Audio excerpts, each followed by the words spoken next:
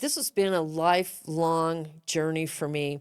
And I think I asked you this, but I saw Amazing Kreskin on TV when I was 4 years old, and he was hypnotizing someone.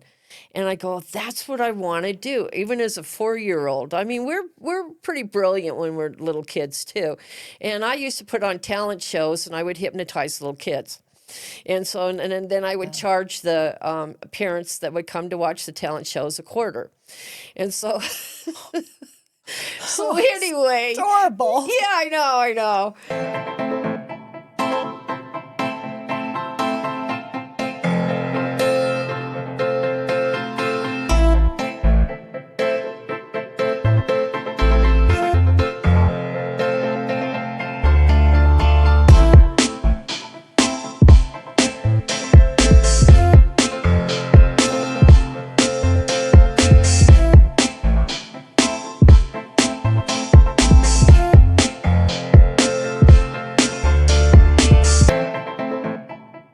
If you're within the sound of my voice, you are listening to the Sterling Spin podcast, and I'm excited to bring you a new spin.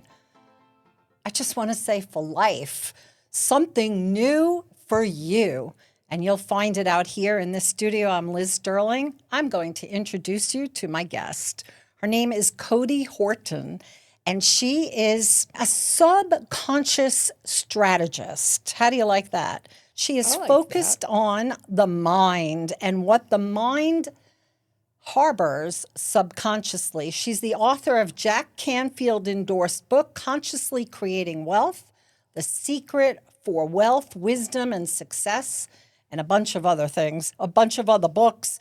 She does a lot. She loves the imagination and the subconscious mind when you bring them together. She offers tools that turn the invisible into the tangible.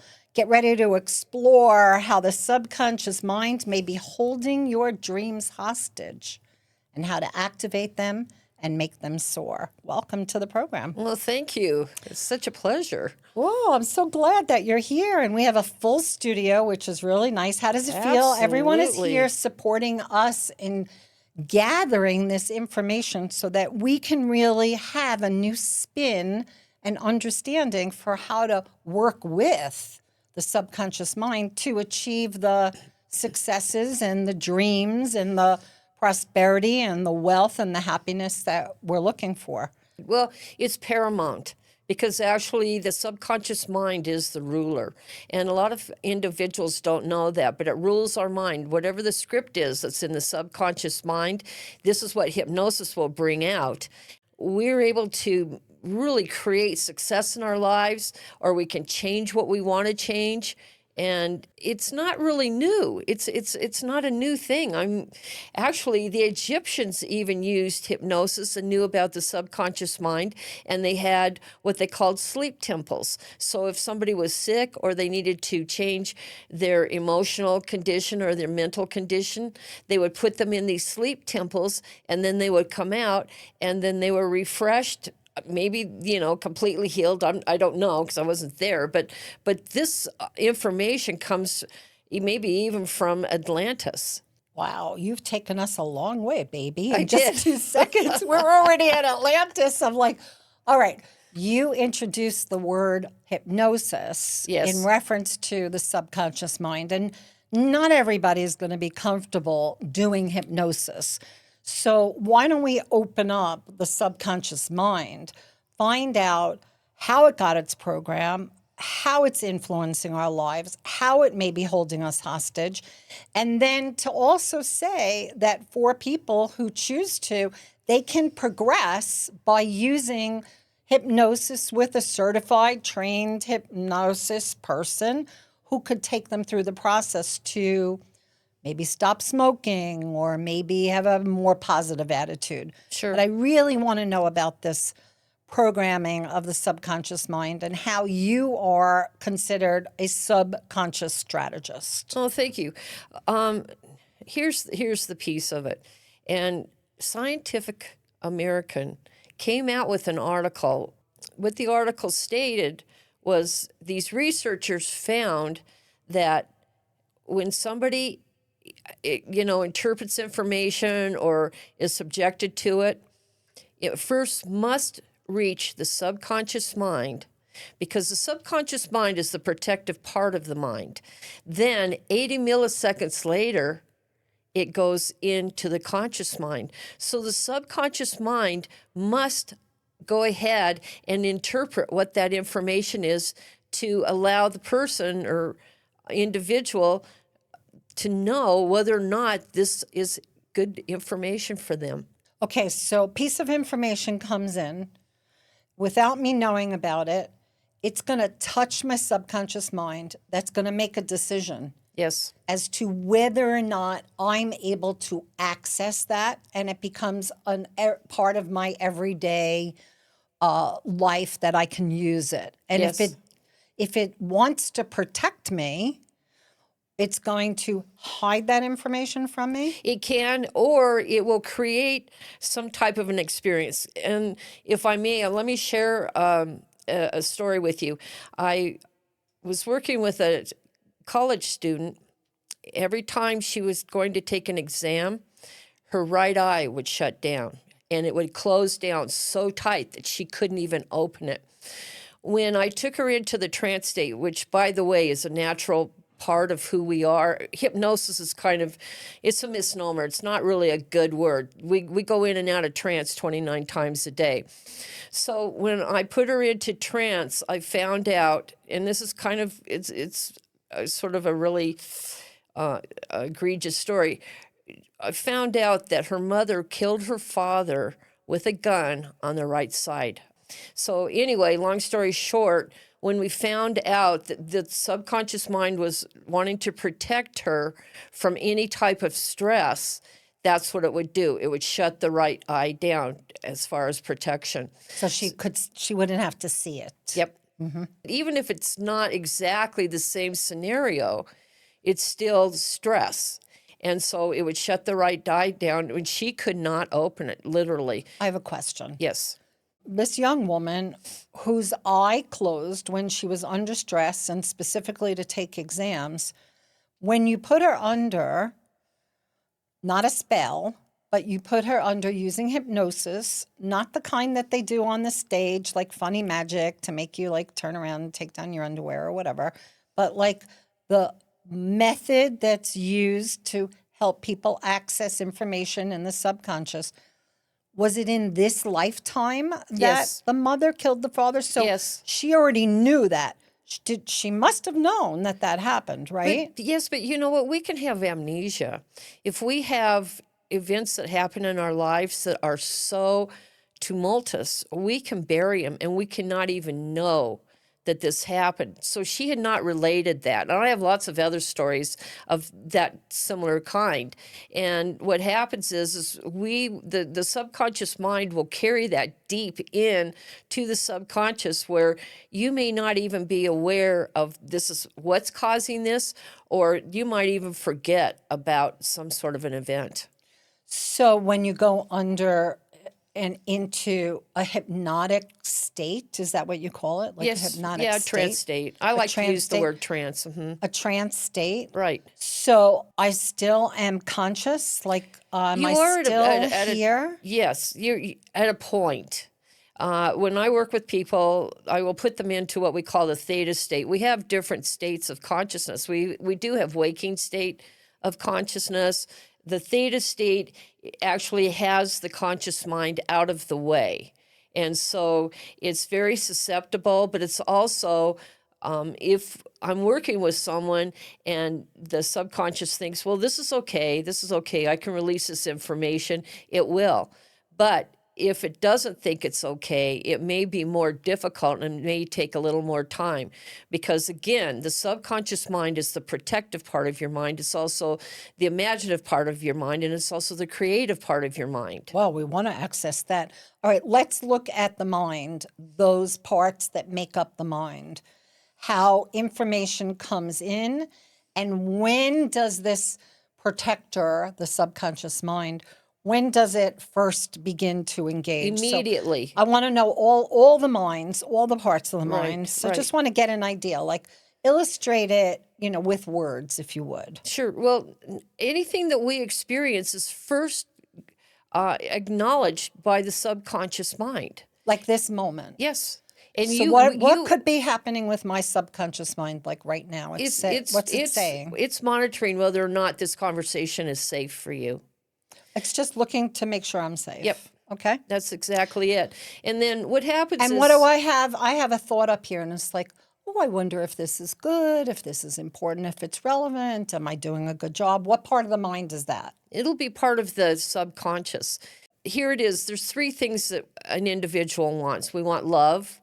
We want to be in control, but we want to be safe. And safety is the number one need for any individual on earth. We want those three things because then we do feel safe. If we don't feel in control, then we don't feel safe. Or if we aren't feeling loved by someone, we don't feel safe. This one part of the mind, the subconscious mind, is examining and looking to see if those elements, I have some control, I feel loved, I am safe. Yes. And once all those three elements are met, does it rest? And then another part of the mind rises up and begins to engage with the world or make choices about what lipstick I'm going to wear today or whether or not I'm going to call someone on the way to an appointment. What part of that mind... I've met those, is there another part that I'm dealing with? They're not really separate. No, it just bubbles up and then it allows your conscious decision, whatever you decide, like you said, lipstick or who you're going to call, the decision then is, the mind's capable of making that decision. It's really not compartmentalized. It's all sort of co-enmeshed, but the subconscious mind is what goes ahead and first analyzes everything. And here's another piece of it. Whatever you have experienced, it's in your subconscious mind from the time that you were in the womb. And that's something that's kind of interesting for a lot of people. They don't realize the influence that the environment has even to developing fetus. So long story short, these things are carried with you, and then they're part of the script that guides you. So if you've had something that's been really fun, or, for example, a lot of ladies were playing music to their unborn children. And me too. I had a pregaphone. That's cool. I bought this thing called a pregaphone, and I would play music, and I would put it on. It would like suction onto my belly. And then I would hold it up to the music. Classical, they said, was really the best. Yes. But I like jazz. And then at night, I'd get into bed and I would play music for my baby that was in my belly. So that was very popular. It was very, very popular in the days in which I did it. I'm not telling the year. So here it is. Then your child would gravitate towards music. Right. And I don't know if this happened, if you found that, but this is what happens. Absolutely. Yeah. Both of my kids use music for soothing themselves. Yes.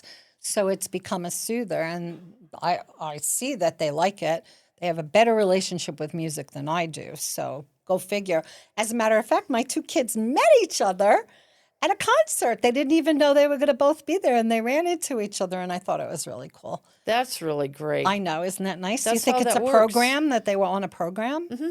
Let's talk about this program, because it kind of makes me feel a little out of control. Like, honestly, if I really grok this information and I let it in, 95% of our lives is governed by the subconscious mind. It is. Okay, that's what you said. Yes. So I don't really have much control, because 95% is happening from something that's happened to me a long time ago, and it's sort of still continuing to play its own story. Well, yeah, it does play its own story. However, if you keep noticing a particular event, then you know that that's something that you want to be able to correct in your mind. Be specific. somebody gets behind a wheel and all of a sudden they start to feel very nervous because maybe they'd been in an accident. So they think they're going to have another accident, and then it creates it because of the fact of the stress. And so if they would go ahead and, what I would say, use affirmations to say, I'm soothed when I'm calm when I drive. And it doesn't mean that I have to get into an accident, because this is one thing that I tell people, and I try not to be irritated with them, but they're going, well, don't you dare doing that, or don't go out there, or be careful. Don't say that to me. How do you say it? So say just, hey, have a great day. Be something positive. Don't sit there and wish something tragic on an individual. The fear thing, we live on a fear-based planet. And so when somebody keeps interjecting fear, the subconscious mind goes, well, I don't know, maybe I should be afraid. Mm-hmm.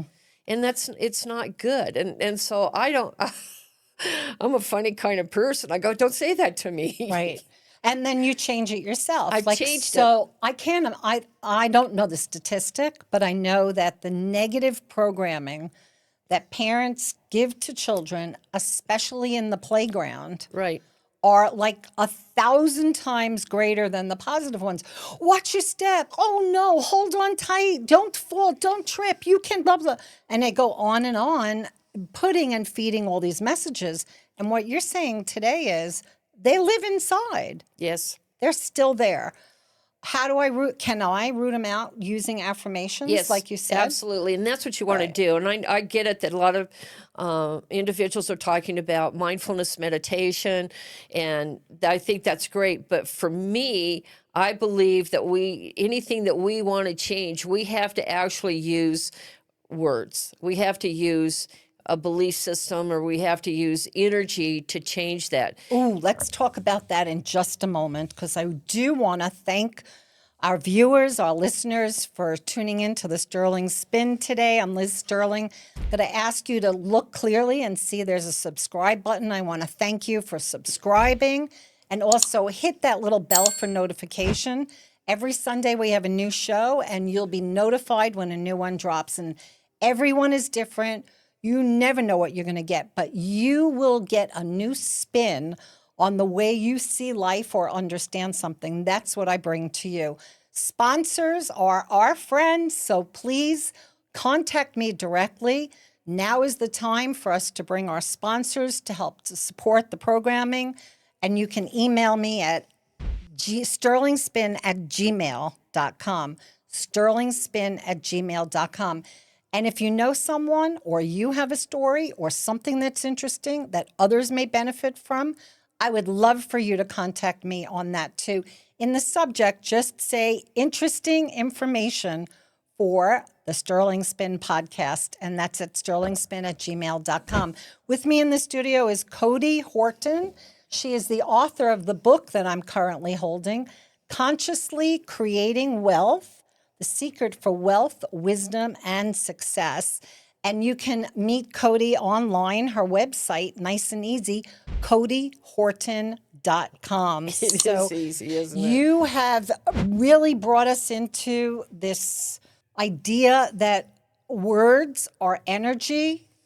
Energy matters. I'll just say energy matters, because it's like the drives what we're creating, whether it's internally in our thoughts or we're putting it out into the world. And our subconscious mind, that is pretty much running the show, can be influenced by the energy of words. So take it away. Well, exactly. We're socialized even from day one, as far as society goes, to be good workers and good soldiers. And what happens is, in order to be able to manipulate people, we need to be able to say things over and over and over again with passion, and so that we accept that, and then we go and we become what society asks us to do. And the same thing can happen with your role models. You can have really good role models, or you can have role models that are afraid of life. And so then that also influences you.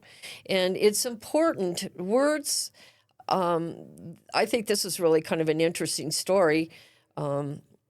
there was a gal that wrote, Agatha Christie, she wrote all of these mystery novels. She's in the World Guinness Book of Records. Really? Yes, because she sold the most mystery novels. She used to write hypnotically. She would put in specific words and phrases that would go ahead and have the subconscious mind allow you as an individual to have feel-good chemicals enter your Released mind. when you were reading. Yeah. How would she have known that? She studied it. She's from the UK, and she was really smart because, again, the trance state has been around forever. People have talked about it, spoken about it, and it's all about consciousness. And when we've had, like, in the early 20s, the Theosophical Society about you have to be able to go ahead and work with people and influence them with energy and emotion. Emotion is really energy in motion. That's what it is. And so that's what we do. You got my attention when you say that. Emotion Right. is energy in motion. Right. So when I put emotion behind it, I'm moving the energy. Yes. If I'm doing it positively and intentionally, it's going to land Yep. on the person who's experiencing it and receiving it. And if I want to make somebody, if I want to intimidate somebody, if I want to make them feel fearful, which is something they already know, then you can do that with that emotion and that energy as well. So when you use the word manipulate earlier, I felt myself like just Sure. like that. I don't even know if there's a word for it, but Yeah.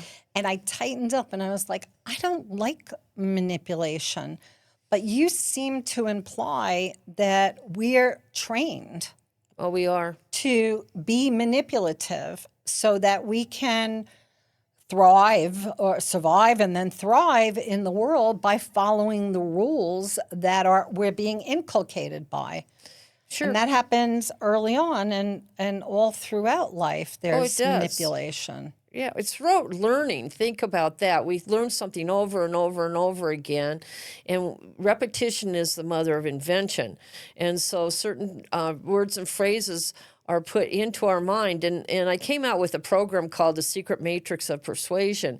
And there's 12 categories of hypnotic words that we are, subjected to. Here's an example. Coca-Cola, if you look at the back of their trucks, they have love it again and again and again. The word love is hypnotic. It's a trance state word. And so advertisers, mass marketers, hypnotists, psychologists, they all use these different what I call power phrases and power words. And they've been tested time and time and time again. So if you're in sales, for example, you want to be able to use these words, and then you're more influential, because what happens, and I don't know, the mind is just so interesting. When you use specific words, a lot of it goes right past your conscious mind and right into the subconscious mind. Well, that's what It you just have goes said. It goes right to the subconscious Yep. mind, and then that will be the filtration system. I really want to know some of these words. Okay. Okay, you gave us love. Right. And you said on the back of the Coca-Cola trucks, it says, love it, love it, love it, love it, love it. Like a Love number it of again and again Love and it again. again and again. So it's a statement of Right. affirmation that has the emotion, that has the energy, that's telling you what to do. They're not saying buy it, buy it, buy it, buy it, drink it, drink it, drink it, drink it. They're saying love it again and again and again and again, which is the command. Yes.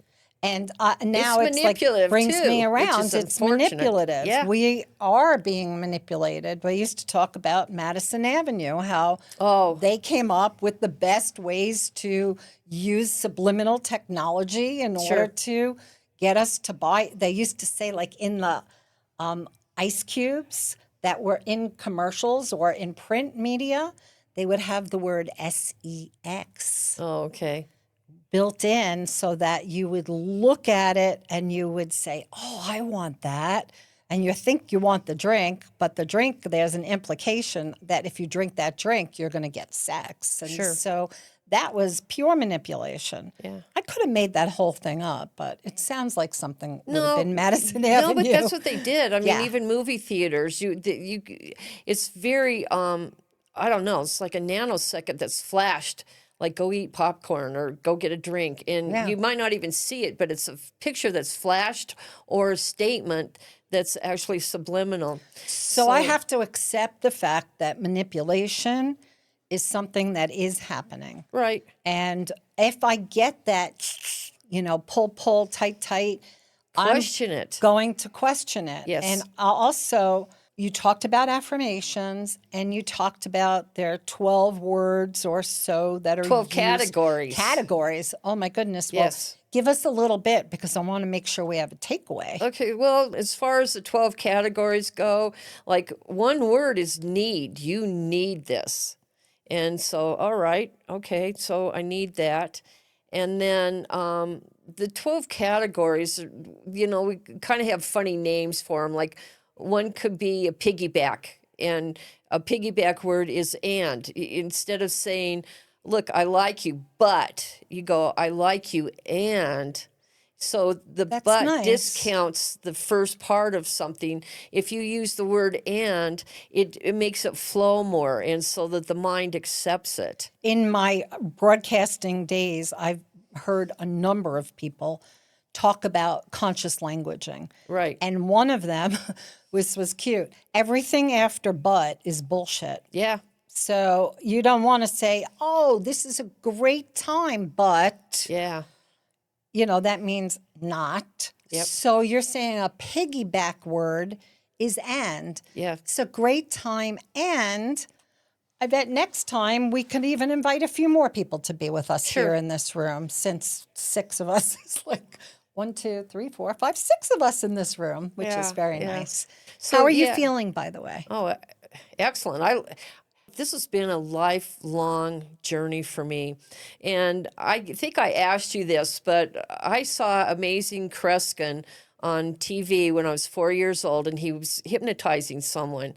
And I go, that's what I want to do, even as a 4-year-old. I mean, we're pretty brilliant when we're little kids too. And I used to put on talent shows, and I would hypnotize little kids. And so, and then I would charge the parents that would come to watch the talent shows a quarter. And so, anyway, Adorable. yeah, I know. But hypnosis has just been a part of my life, and I've studied it. I've studied as far as forensic goes, and forensic doesn't mean just police work. It means for investigation of different things. Like if an individual loses something, they could be hypnotized, and the conscious mind will let them know where that item is. There's also hypnosis as far as medical goes, where we could put an individual into the trance state so they can have brain surgery, heart surgery, or stomach surgery without any kind of pain. Because whether people believe this or not, the pain is just in the brain. It's not where the location is. Wow. Yes, right. The pain receptors. Yes. Of course, it's in the brain. Exactly. So But the brain in a different state, it's not looking for the pain. No. It's feeling whatever it is that you've induced in the trance state. Right. Yep. It's fascinating. I love hearing you speak. You have a certain way of speaking that makes you an authority. Oh. Like I feel Thanks. that you are believable. And I like what you have to say. And I even want more of what you have to say. And the program is coming to an end. So I want to Okay. leave it on what you feel. What's the most important thing you want them to know today for them to begin to be aware of, that they can use and actualize? And once they start that process, what would be the gift that they would receive from it? So it's two-sided. Okay, change your life by changing your mind. And how you will do this, if you see an event or if you're experiencing something that you don't like, go ahead and change your thinking around that. Because otherwise, and we kind of talked about this too, life will mirror back to you what you're thinking. And if you're experiencing something you don't like, change it. Change it by saying, whatever the experience is, whatever the opposite positive thing would be, but you need to do it over and over again, not just one little thing and then throw it up in a balloon. It takes about 21 days to change a neural pathway. That's what I've heard. Yeah, Yes. yeah. And so that's what you'll want to do, and you can make changes. You know, if somebody comes from a family that they think wasn't very well off, and so then they're going to be destined for poverty, that's not true. You are each individuals, and you can have anything you want. The world is your oyster. I love it. Okay, Cody Horton, thank you so much for being our guest here on the Well, thank Sterling you very Spin much. podcast. And you can meet her at codyhorton.com, learn more about hypnosis, about change your mind, change your life. I'm so grateful that you've joined us today. Remember, hit that subscribe button if you haven't already. And then check off the bell, ding, ding, and it will send you notification every time we drop another show, which is every week on Sunday. And until the next time that you're within the sound of my voice, thank you for being here. Your presence matters. And what we'll do is continue to spin toward tomorrow today. I'm Liz Sterling saying bye.